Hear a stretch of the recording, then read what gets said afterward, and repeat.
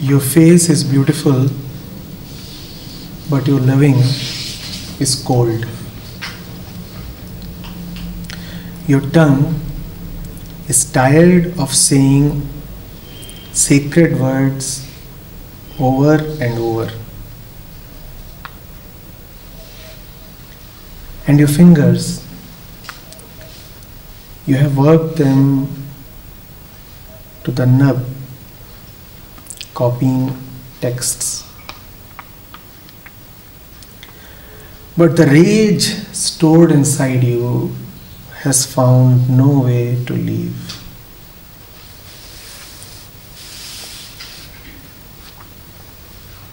चेहरा तो आकर्षक दिखता है, पर प्रेम नहीं है।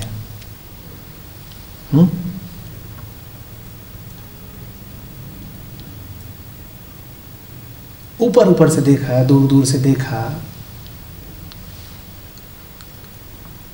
तो प्यारा सा लगेगा चेहरा,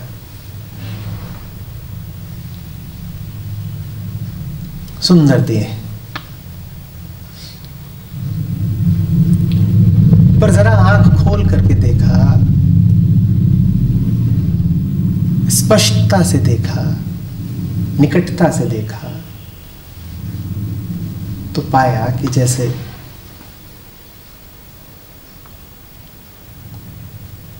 कोई सुंदर पर मुर्दा खिलौना।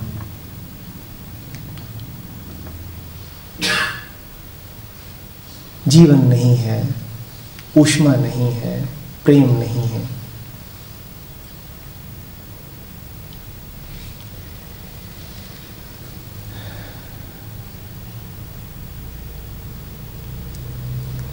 पूरा ख्याल रखते हो कि जो बोलो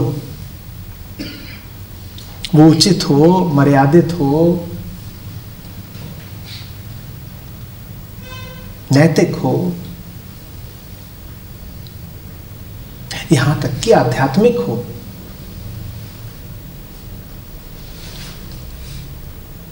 जुबान से कुछ भी अपवित्र निकलने ही नहीं देना चाहते तुम।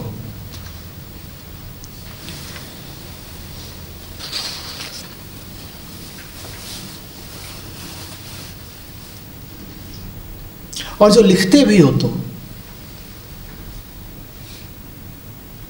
उसमें भी तुम अपने शब्दों का बड़ा ख्याल रखते हो।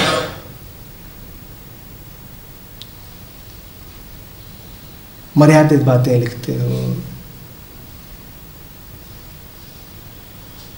स्वीकृत और शास्त्र सम्मत बातें लिखते हो।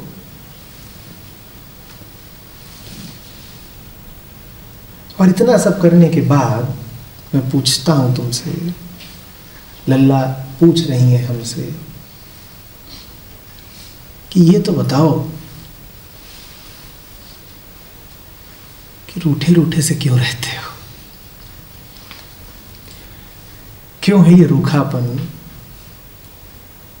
क्यों है ये अन्यमनस्कता?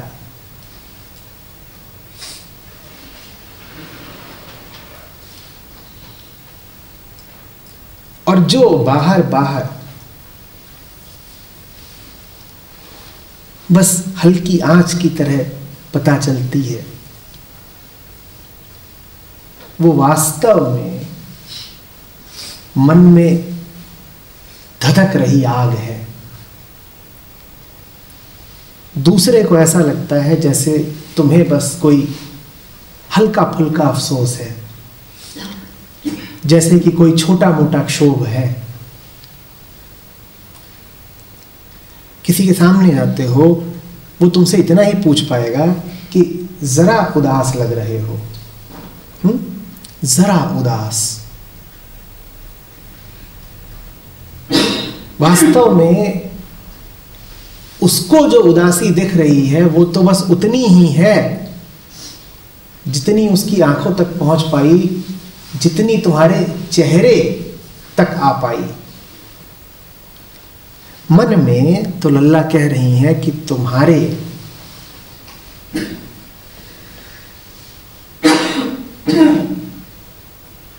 कष्ट का, दुख का, उदासी का,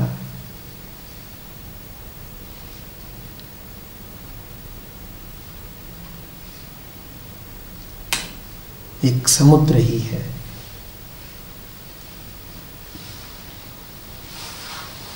जैसे कोई ज्वालामुखी कि जिसके बाहर तो बस थोड़ा बहुत धुआं दिखाई दे, थोड़ी बहुत गर्जना सुनाई दे, लेकिन भीतर भीतर जिसके अनंत आग दहक रही है। लल्ला पूछ रही है ऐसे क्यों हो तुम? तुमने वो सब कुछ कर लिया जो तुम्हें सही लगा, और तुमने वो सब कुछ कर लिया जो तुम्हें शास्त्रों ने, संस्कृति ने, मर्यादा ने, नैतिकता ने, आध्यात्मिकता ने, समाज ने, गुरुओं ने बताया। सब कुछ तो कर डाला तुमने। समाज ने तुमसे कहा आकर्षक दिखो,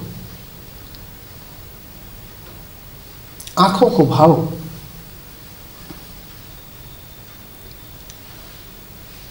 नयनाभिराम प्रतीत होने चाहिए, और तुमने वही किया। देखो ना, हमारे सौंदर्य के पैमाने भी तो सब समाज स्वीकृत ही होते हैं। किसको सुंदर बोलते हो? जैसी सुंदरता आजकल प्रचलन में हो। और क्या सुंदर माना जा रहा है आजकल, देखा नहीं हो कैसे बदलता रहता है समय के साथ, स्थान के साथ। फिर समाज ने तुमसे कहा ये सब करो,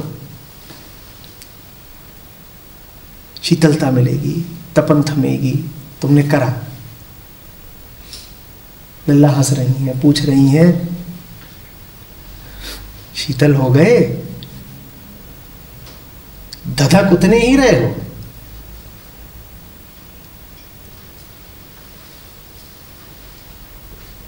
कल तक जरा आम, यहां तक कि थोड़े से कुरूप दिखते थे सामाजिक मापदंडों पर। आज बड़े सुंदर कहलाते हो। करोगे क्या इस सुंदरता का? ये सुंदरता दूसरों का मनोरंजन कर रही है, तुम्हारे किस काम आई?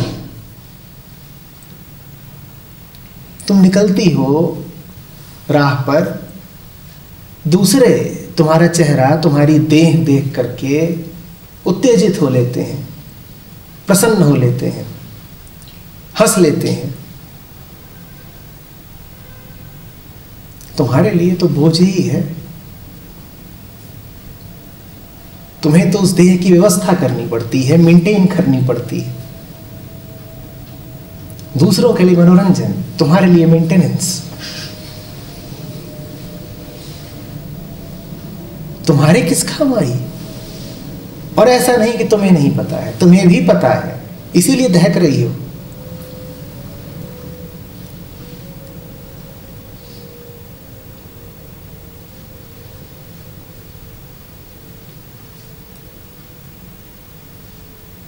ये उनसे कहती हैं लल्ला जो समाज के बनाए रास्तों पर चल के मुक्त होना चाहते हैं, शीतल होना चाहते हैं, मंजिल पर पहुंचना चाहते हैं। फिर उनकी ओर मुड़ती हैं जो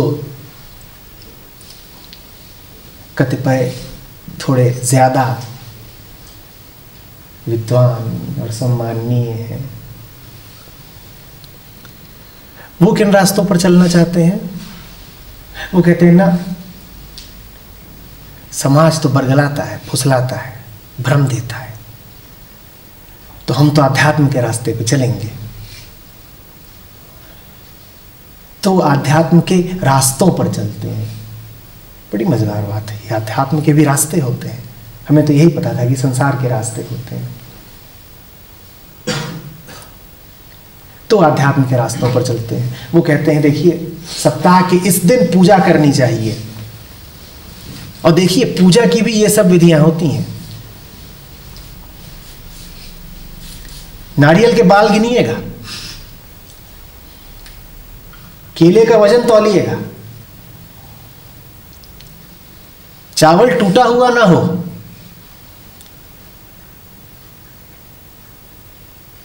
मंत्रों का उच्चारण त्रुटिहीन होना चाहिए,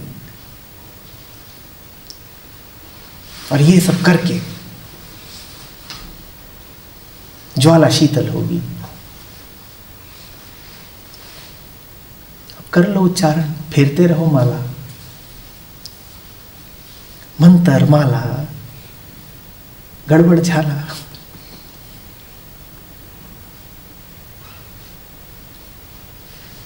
एक घर है, उसमें एक 20 साल की लड़की है, एक 80 साल की दादी है। लड़की श्रृंगार में रत है,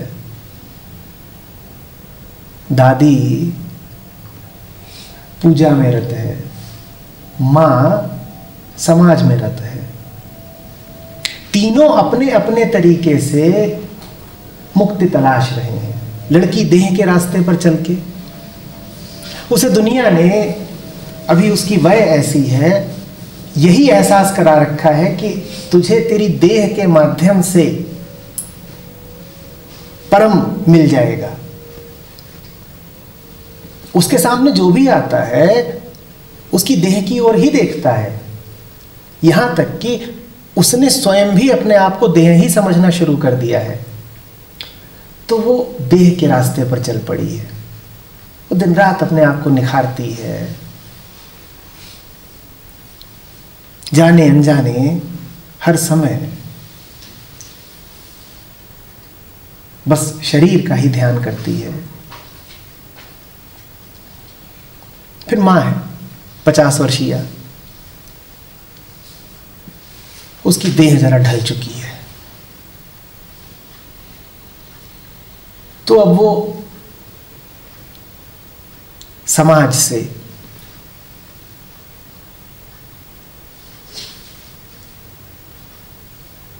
समाज के रास्तों पर सत्य तलाश रही है। वो जाती है समाज सेवा करने। उसने अपनी ही उम्र की अन्य औरतों का दल बनाया है।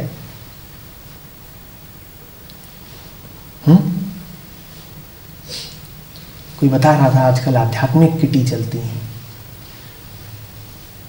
ये 20 साल की लड़कियों में नहीं चलेंगी, इसके लिए 50 वर्षीय चाहिए।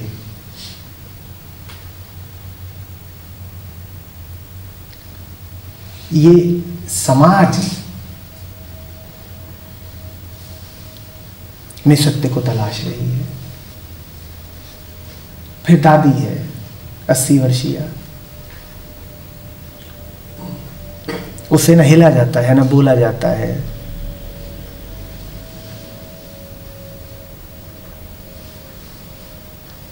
उसे उसकी बेटी और बहू इधर उधर ले जाना भी अब कुछ खास पसंद नहीं करते। तो उसके हाथ एक माला आ गई है और कुछ मंत्र बाबा जी ने दिए। वो माला में और मंत्र में अब मोक्ष तलाश रही है।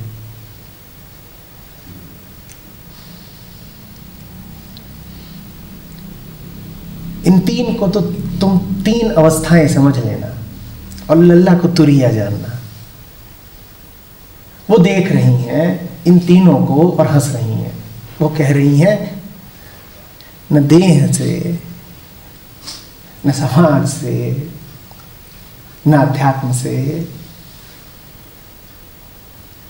कहीं से नहीं पाओगे। चिढ़ा रही हैं, ये नहीं बता रही हैं कहाँ पाओगे, बस इतना कह रही हैं ऐसे तो नहीं मिलेगा।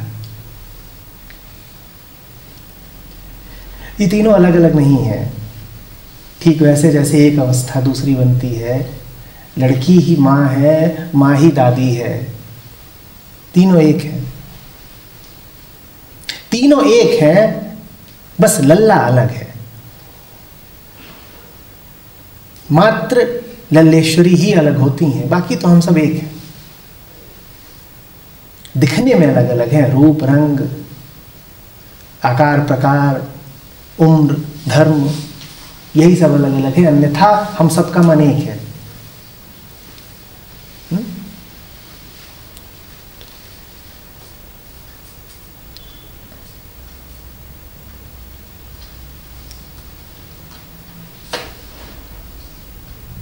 दादी को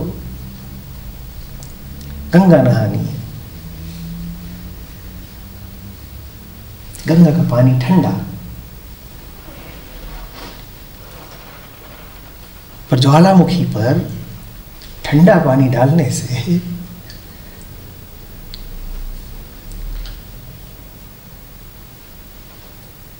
उसकी तपन तो शीतल नहीं हो जानी।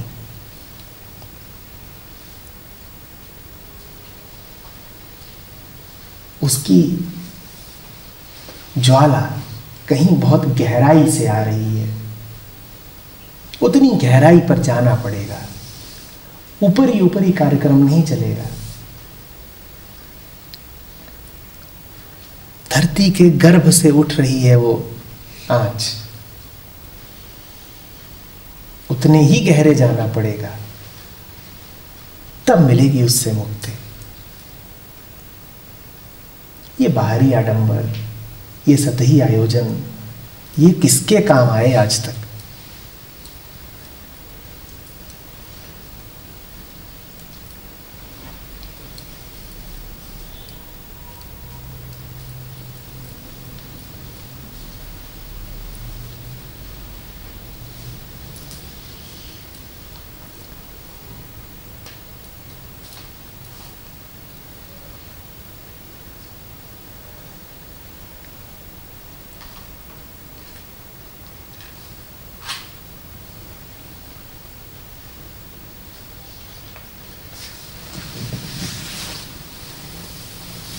बोलिए।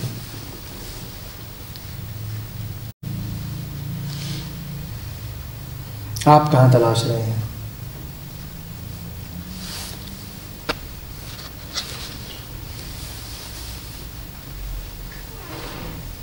एक बात समझिएगा, आप जो भी कुछ कर रहे हैं, रहे तलाश ही है। हमारा कोई भी कर्म और किसी कारण से होता नहीं है, कारण बस एक है, चाहे वो छोटे से छोटा बिल्कुल मामूली ही कर्म क्यों ना हो। आप पानी पी रहे हैं, आप जुराबें पहन रहे हैं, इतनी साधारण सी घटना, उसके मूल में भी चाहत मुक्ति की ही छुपी है। तो आप कहां तलाश रहे हैं अपनी मुक्ति? जुराबों में तो नहीं मिलेगी।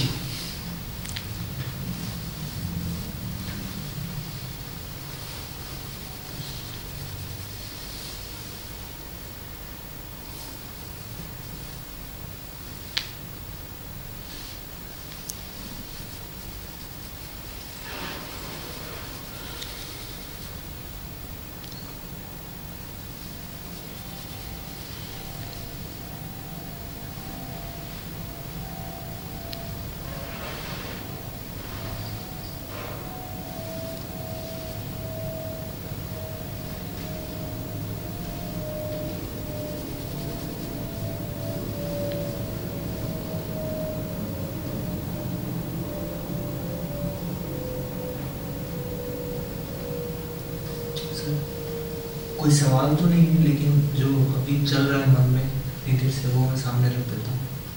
तो मैं यहाँ सत्र में आने से पहले एक जगह गया था, और वो एक जगह की तलाश की, किसी मित्र से मिला था।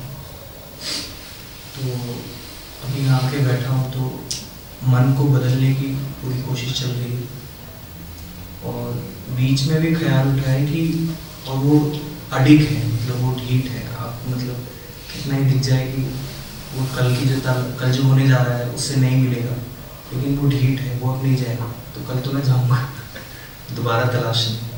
तो अब ये जो स्थिति है कि मुझे पता है कि पहले भी बहुत जगह तलाशा था, वहाँ भी नहीं मिला था, लेकिन मैं फिर भी कल जाऊँगा तलाशने। एक ये है। एक दूसरी चीज़ ये भी है जो अभी हो रहा है, आपसे कुछ सुन रहे हैं, बात थोड़ी सी समझ में आ रही है। कल फिर मतलब कल फिर वही होने जा रहा है जो हुआ है अभी तक। कल जो होने जा रहा है, अगर तुम चाहते कि वो हो ही जाए, वो होता ही रहे, तो तुम उसका जिक्र मुझसे नहीं करते। जानते हो तुम कल की बात अभी से क्यों जाहिर कर रहे हो? क्योंकि तुम चाहते हो कि कोई उठे और तुम्हें रोक दे।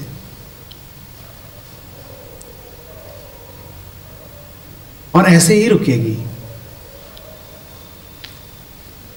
क्या पता रोक दिए जाओ। रुकने की खातिर ही तो तुमने ये राज खोला है। मुझे जस्ट डर लगा कि कहीं कोई ये प्रश्न नहीं है, ये प्रार्थना है। तुम कह रहे हो मुझे रोक लो, सीधे सीधे कहते जरा लजाते हो, तो प्रश्न की शक्ल में कह रहे हो, पर तुम यही कह रहे हो मुझे रोक लो। पर वो रोक देना, वो तो दबाने की तरह हो ना, कल रोक लिया जाएगा वो फिर। तुम्हें पता है कि तुम दबा के ही रोके जा सकते हो, और ये कैसा दबाना है जिसमें दबाने के लिए आमंत्रित किया जा रहा है। तुम कह रहे हो आओ दबाओ, तो ये कोई जबरदस्ती तो हुई नहीं।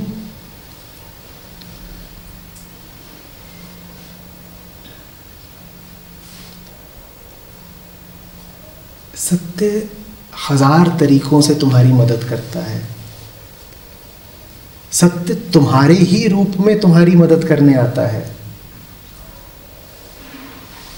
तुम ही चिल्लाते हो ना, तो तुम ही तो अपनी मुक्ति के कारक बने। जब कष्ट होता है तो कौन चिल्लाता है? तुम ही चिल्लाते हो। अब तुम्हारे चिल्लाने से कोई मदद करने यदि आ जाए, तो वास्तव में मदद की शुरुआत कब हुई थी? जब तुम चिल्लाए थे। तो सत्य तुम्हारे ही रूप में तो तुम्हारी मदद कर रहा है। सर वो मैं तो, लेकिन दो है। एक तो वो है जो कल हार के आया, मैं सिर्फ वो है जो अभी कह रहा है जो भी कह रहा है, बाकी ख्याली हैं। कराए होगे जो कराए होगे, अभी क्या कह रहे हो? अभी तो प्रार्थी हो। बाकी जो करा, कहा, सुना, उसकी क्या हैसियत है? उसका क्या वजूद है? कौन जानता है जिसका तुम दावा कर रहे हो कि कहा कि करा, वो वास्तव में हुआ या नहीं ही हुआ? तुम्हें तो बहुत कुछ लगता है कि हुआ, जो कभी हुआ ही नहीं। सत्य तो सिर्फ वो जो सम्मुख हो।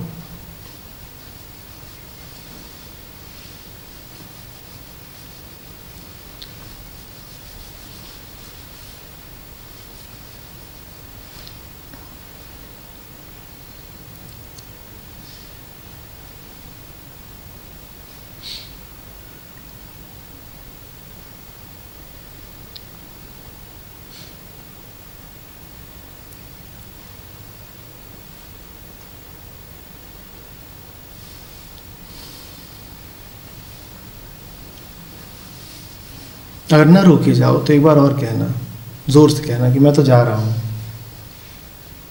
जितनी जोर से घोषणा करोगे कि फंसने जा रहे हो, उतनी ही जोर से प्रार्थना कर रहे हो कि बचाओ त्राहिमाम।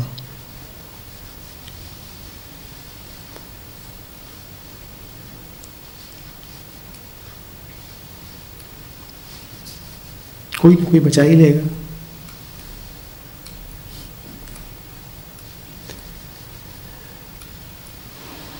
सत्य वो है जो तुम्हारी खुशियों को नजर लगा देता है।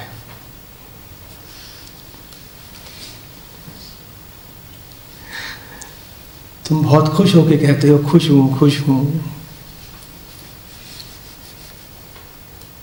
खुशी गायब होते देर नहीं लगती।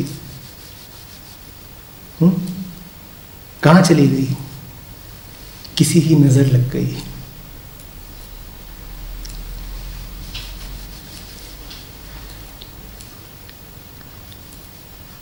तुम प्रदर्शन कर ही इसीलिए रहे थे कि प्रदर्शन रुके।